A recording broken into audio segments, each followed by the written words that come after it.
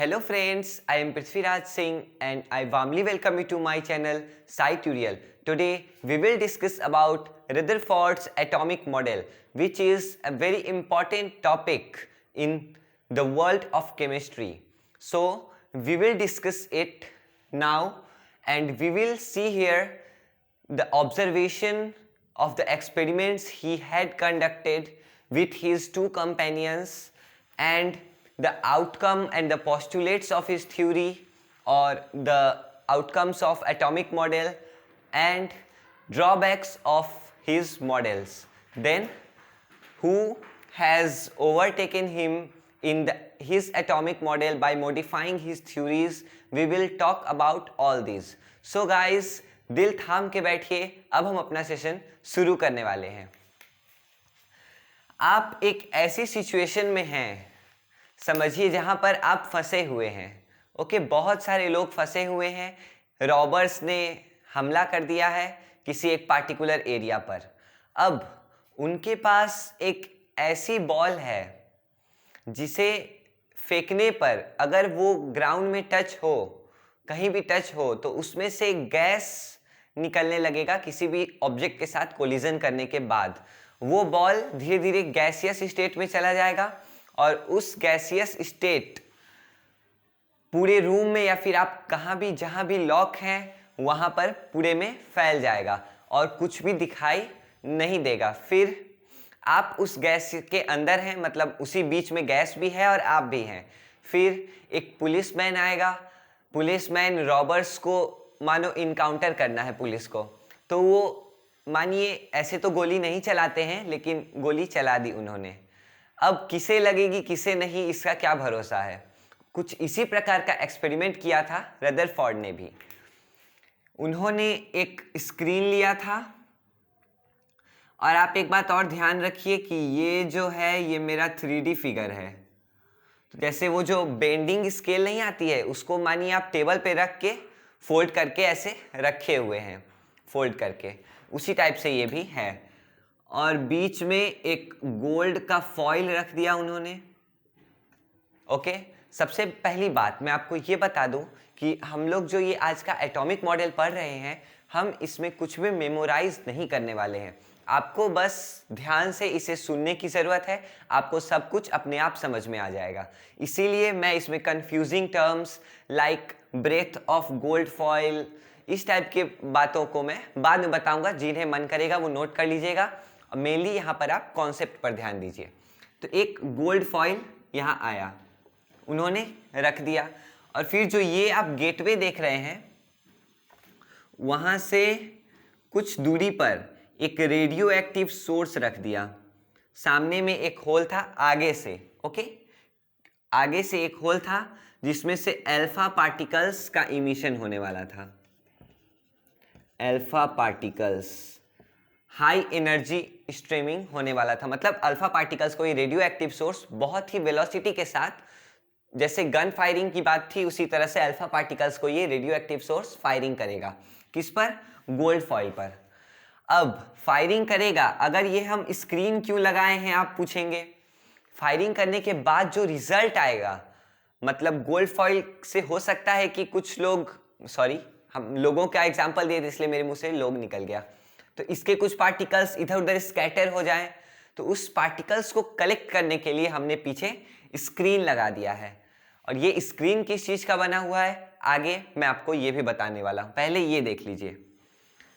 तो इसी तरह से अल्फा पार्टिकल्स ने गोल्ड फॉइल को हिट किया। अब हिट करने के बाद स्वाभाविक रूप से अगर उस गैसियस स्टेट में, जैसे पुलिस ने गोली चलाई, गोली चलाने के बाद जहां कोई आदमी नहीं होगा तो गोली बिना डिफ्लेक्शन के आराम से निकल जाएगी। निकलेगी कि नहीं? निकल जाएगी। अब जहां आदमी होगा या तो गोली रुक जाएगी या तो उसके हाथ में टच होके या फिर किसी मेटल प्लेट में टच होके डिफ्लेक्शन होगा कुछ। उसी तरह से उन्होंने यहाँ भी दिमाग लगाया कि जो अल्फा पार्टिकल्स हैं गोल्ड फॉइल से कोलिजन करने के बाद कैसे डिफ्लेक्ट कर रहे हैं, उनका क्या एंगल बन रहा है।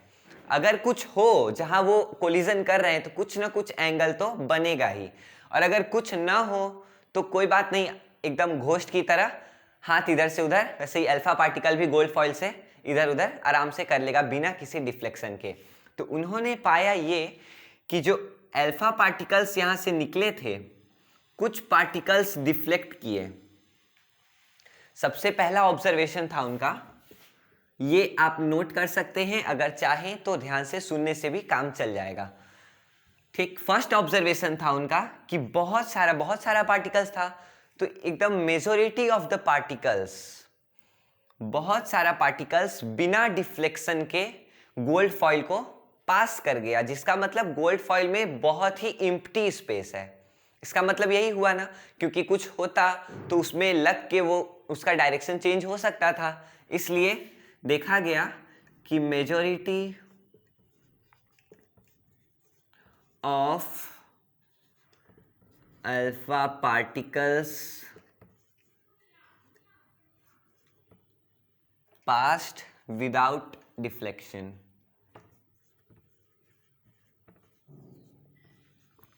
Passed without any deflection. Okay, तो इसका मतलब हम कंक्लूजन बाद में निकालने वाले हैं। अब बस अभी ऑब्जर्वेशन पे ध्यान दीजिए कि उन्होंने क्या क्या ऑब्जर्व किया। अब आता है हमारा सेकेंड ऑब्जर्वेशन। सेकेंड ऑब्जर्वेशन में यहां लिखता हूं। सेकेंड ऑब्जर्वेशन क्या हुआ कि जैसे जितने, मानिए कि 100 पार्टिकल्स इमिट किए गए थे, वो पार्टिकल्स की रियलिटी में इमिशन की संख्या करोड़ों, मिलियंस में, ट्रिलियंस में रहती है, क्योंकि वो पार्टिकल है बहुत छोटा।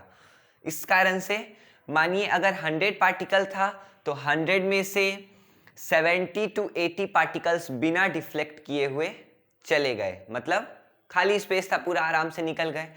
अब जो उसमें से थोड़े बचे, जैसे 15 मान के चलिए 15, अब 15 पार्टिकल्स जो है आउट ऑफ 100 स्मॉल एंगल से डेविएट किए, मतलब हल्का सा टच करके निकल गए, पूरी तरह से उनके रास्ते में कुछ नहीं आया। आधा एम्प्टी मिला और आधा कुछ सामान मिला, जिसके कारण थोड़ा सा एंगल ऑफ डिफ्लेक्शन मिल गया हमें। तो यहां उन्होंने सेकेंड ऑब्जर्वेशन हुआ कि सम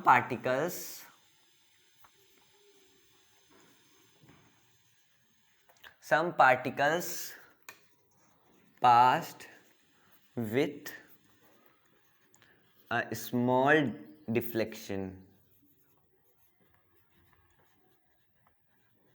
स्मॉल डिफ्लेक्शन, थोड़ी सी डिफ्लेक्शन के बाद वो जो सम पार्टिकल्स था पास कर पाया। इसका मतलब पूरा तो एम्प्टी है नहीं, कुछ लोग तो है, मतलब कुछ पार्टिकल्स तो है। अब तीसरा ऑब्जर्वेशन मैं यहां लिख दूं, ये ए पार्टिकल्स को मिटा देता हूं और यहां लिख देता हूं।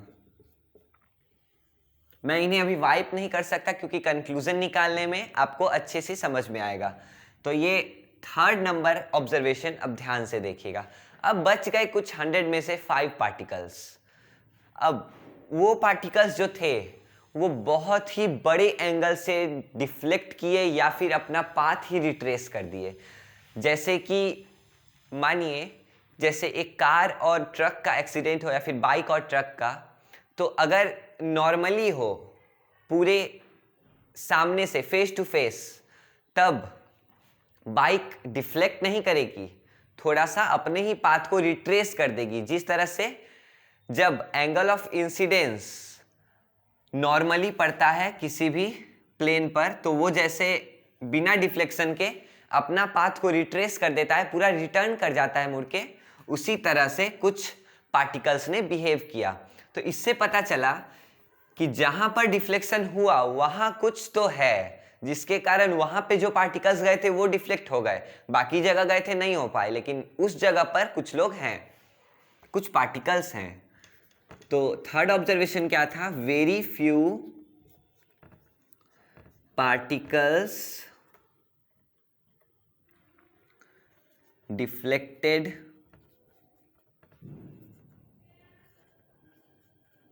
एक्चुअली या फिर आप कॉन्साइडरेबली और मिजरेबली का भी यूज कर सकते हैं, मतलब मेजर करने लायक डिफ्लेक्शन कुछ पार्टिकल्स ने ही दिखाया। अब हम कंक्लूजन पर बढ़ने वाले हैं। तो सबसे पहले हम ये देख लो, आप एक बार और इसको रीड कर लो, मैं इसे मिटाकर यहां फर्स्ट कंक्लूजन लिखने वाला हूं। अब बारी आती है कंक्लूजन देने की। ऑब्जर्वेशन तो उन्होंने कर लिया कि हुआ, ये तीनों चीज हुए।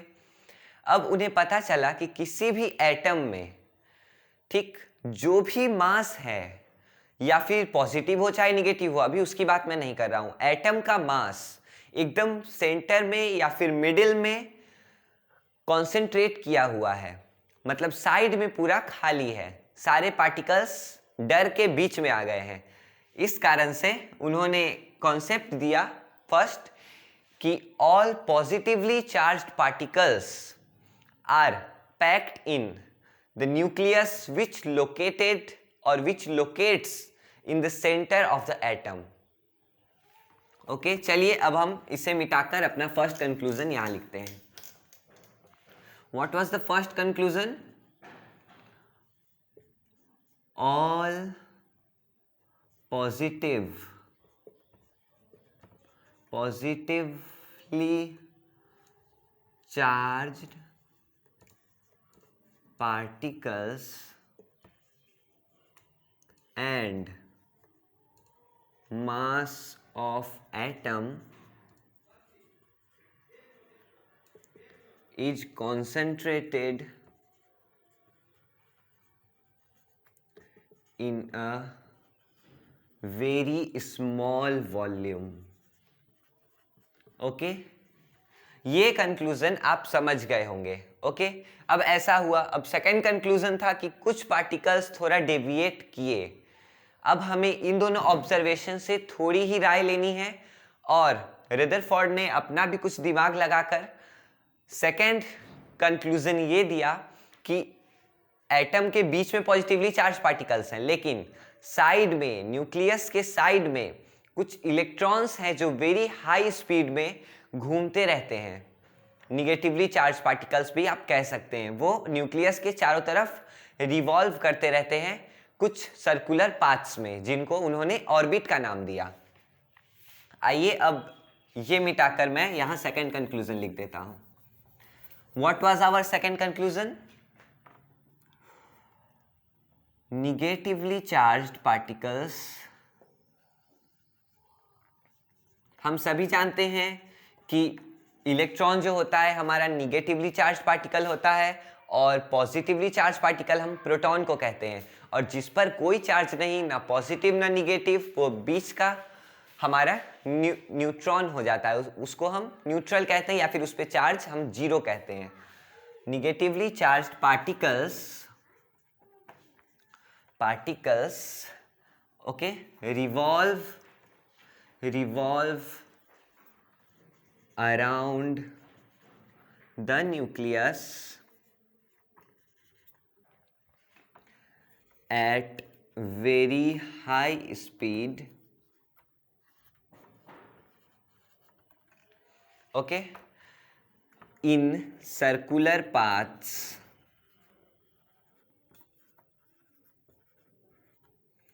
called orbits। ये वाली आप नोट कर लीजिए, क्योंकि ड्रॉबैक्स में ये बहुत ही काम आने वाला है। तो हमने देखा कि जो एटम होता है, अब मैं एक बार इसे मिटाकर यहाँ पर एटम बना देता हूँ कि उनके द्वारा ऑब्जर्व किया गया एटम जो था वो किस प्रकार का था। हमारा न्यूक्लियस हो गया, उसमें प्लस पॉजिटिव चार्ज इसलिए दिया क्योंकि न्यूट्रॉन पर न्यूट्रल होता है, उस पर कोई चार्ज नहीं, तो पॉजिटिव के पास ही दम है, तो पॉजिटिव का चार्ज को ही हम यहाँ सिग्निफिकेंटली मानेंगे। अब ये सर्कुलर पाथ जैसा कि इन्होंने ऑब्जर्व किया था, मैं बहुत सारे सर्कुलर पाथ यहाँ नहीं बना रहा हूँ,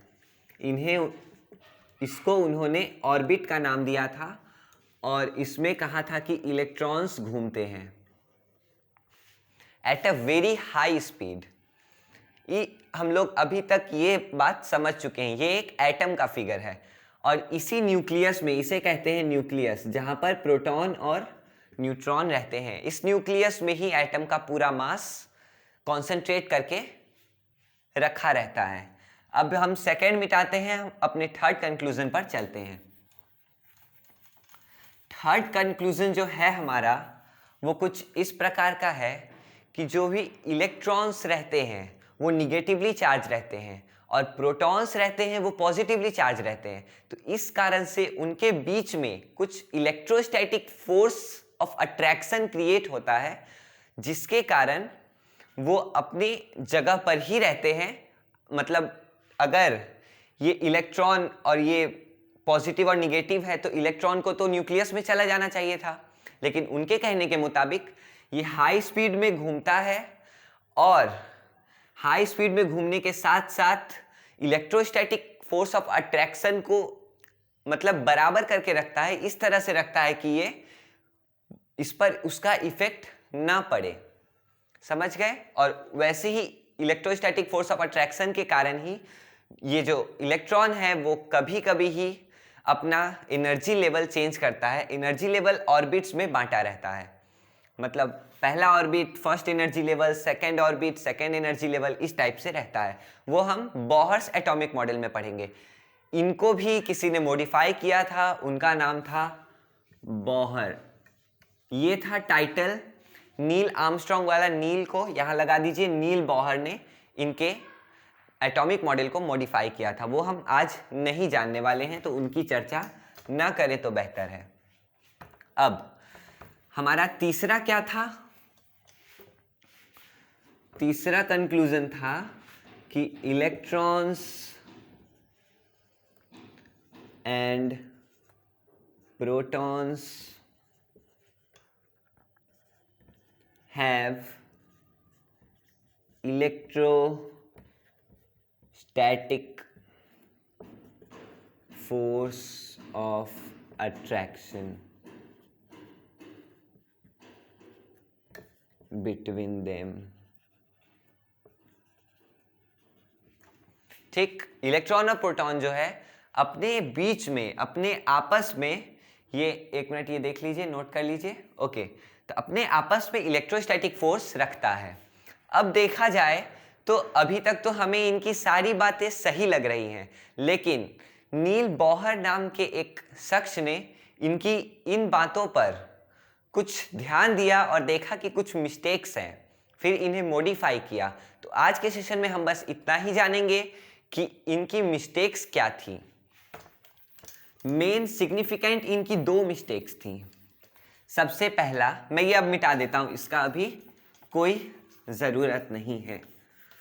ठीक, अब पहली मिस्टेक ये थी कि उन्होंने जो कहा कि इलेक्ट्रॉन जो हाई स्पीड पे ऑर्बिट्स में घूमता है, रिवॉल्व करता है, तब इलेक्ट्रॉन के पास चार्ज है। कौन सा चार्ज है? निगेटिव चार्ज है। तो अब मैक्सवेल का रूल ये कहता है,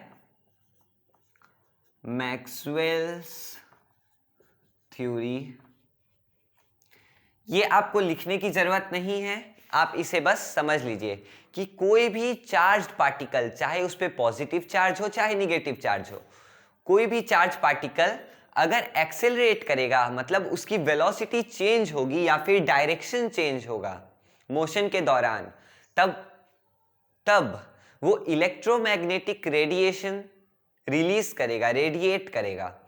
और आप जानते हैं कि फिलॉसफी को अगर छोड़ दिया जाए तो रियली में अगर आपके पास दो पेन है, आपने अपना एक पेन रेडिएट करके अपने फ्रेंड को दे दिया तो आपके पास एक ही पेन बचेगा। तो उसी तरह से इसकी एनर्जी लॉस होती जाएगी। एम आई राइट? इलेक्ट्रोमैग्नेटिक रेडिएशन के बाद एनर्जी इसकी लॉस हो जाएगी। और बस मैं आपको एक बात और बता देता हूं जो रदरफोर्ड ने लेकिन नहीं बताया था। ये जो ऑर्बिट है, तो ये सेकेंड ऑर्बिट हो गया, ये फर्स्ट ऑर्बिट हो गया। इसे हम एनर्जी लेवल भी कह सकते हैं, फर्स्ट एनर्जी लेवल और सेकेंड एनर्जी लेवल। तो सेकेंड एनर्जी लेवल जो है वो ग्रेटर है किसके कंपैरिजन में? फर्स्ट में कम एनर्जी है, सेकेंड में ज्यादा एनर्जी है। तो अब आप देखिए कि जो न्यूक्लियस के पास है उसके पास कम एनर्जी है, और अगर इलेक्ट्रॉन्स इलेक्ट्रोमैग्नेटिक रेडिएशन करने लगे तो वो धीरे धीरे न्यूक्लियस के पास जाते जाएंगे अपनी एनर्जी को लॉस करके, और एनर्जी को लॉस करके पास जाएंगे तो एटम जो है श्रिंक हो जाएगा, मतलब एक्चुअली वो डिस्ट्रॉय हो जाएगा एटम। तो एटम की स्टेबिलिटी के बारे में उन्होंने चर्चा किया ही नहीं, इसके बारे में कुछ मेंशन है ही नहीं। और ये जो मैं आपको ऑर्बिट्स एनर्जी लेवल बार बार कह रहा हूं, तो इसमें कुछ इलेक्ट्रॉन्स के स्पेसिफिक अरेंजमेंट्स होते हैं, और इन अरेंजमेंट्स के होने के कारण ही ये एटम स्टेबल रह पाता है किसी हद तक। तो उन्होंने इसके अरेंजमेंट के बारे में कुछ नहीं बताया, सिर्फ बताया कि ये ऑर्बिट में मूव करता है। तो आधा अधूरा ज्ञान को उन्होंने गलत साबित कर कर नील बोहर ने ये नया बताया। लेकिन हमें रुदरफोर्ड का क्यों पढ़ना पड़ रहा है? आप अब सोचेंगे कि इन्होंने गलत बताया तो हम क्यों पढ़ें। इन्होंने गलत बताया, लेकिन इनसे पहले जिन्होंने बताया था जे थॉमसन, उनके मॉडल का नाम था प्लम पडिंग मॉडल। वो सीधे बोले थे कि एक केक टाइप का कुछ रहता है, ओके, और उसको उन्होंने बोला पॉजिटिव चार्ज्ड पार्टिकल्स, ओके। अब इसमें उन्होंने बोला कि इलेक्ट्रॉन्स जो हैं इसी के अंदर कहीं कहीं पर इम्बेड किए हुए हैं, मतलब धसे हुए हैं या फिर लगे हुए हैं। जैसे आपकी ज्वेलरी सेट में या फिर किसी भी चीज़ में देखिएगा, कहीं कहीं अगर डायमंड वाला हो तो कहीं कहीं डायमंड होता है, हर जगह तो नहीं होता। उसी तरह से केक में ये जो है अलग अलग जगह इलेक्ट्रॉन रहते हैं। Cake actually positively charge particle है उनके कहने के मुताबिक, लेकिन ऐसा तो होता नहीं है। तब उन्होंने कितना बड़ा अचीवमेंट किया, हमें रुदरफोर्ड ने एटॉमिक मॉडल अपना देकर कि ऑर्बिट के बारे में बताया, और भी जो मैंने आपको कंक्लूजन्स बताए हैं उनके बारे में बताया। तो इस कारण से अब मॉडिफिकेशन चालू है। हो सकता है कि फ्यूचर में अभी जो हमें एटॉमिक मॉडल मालूम है उसमें भी कुछ मॉडिफिकेशंस किए जाए। So stability is not the property of this universe. Everything changes and we have to accept the change. Okay guys, हमने इस सेशन में इनफ डिटेल्ड डिस्कशन कर लिया है। अगर आपको ये वीडियो पसंद आया हो तो इसे ज़रूर से ज़रूर सब्सक्राइब कर दीजिएगा और लाइक करके हमें मोटिवेट कीजिएगा। और मैं एक बात आपको आज नोटिफाई करना चाहता था कि 2021 में क्लास 9 के लिए जो BHU का SET आ रहा है, स्कूल एंट्रेंस टेस्ट, उसको अगर आपने फॉर्म फिलअप किया है तो ज़रूर से ज़रूर हमारे साथ जुड़ जाए। हम मिल करके तैयारी करेंगे, डिस्कशन करेंगे और अच्छा स्कोर करेंगे। चलिए गाइस, बात के लिए बेस्ट ऑफ लक, और आज का सेशन हम यहीं पे एंड करते हैं। अगर आपको कोई भी डाउट हो तो आप YouTube कमेंट बॉक्स में टाइप कर सकते हैं। Okay guys, bye.